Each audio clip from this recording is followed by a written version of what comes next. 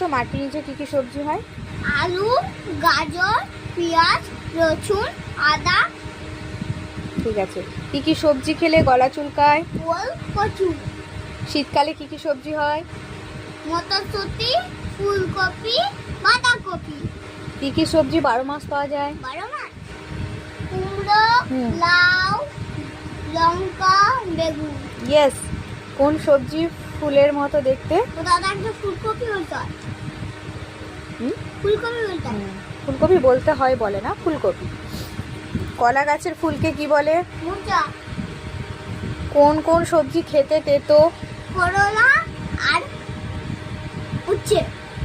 কোন সবজি শুধু দানা খায়? কোথাতে একটা মটরশুঁটি বলতে হয়। আমাদের জাতীয় পশু কি? বাঘ।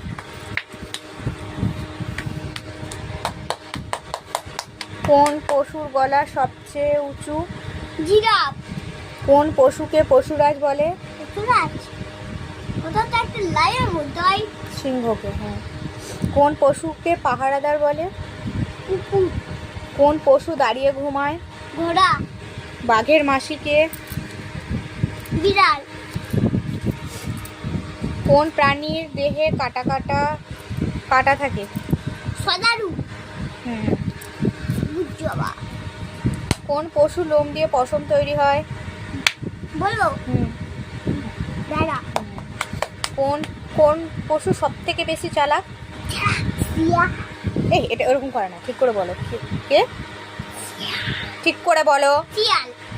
কোন পশু চাষের কাজে লাগে? হ্যাঁ? চাষ করতে কাজে লাগে? কোথাতে একটা গরু। কোন পশু আঁকা বাঁকা শিং আছে? হরিণ।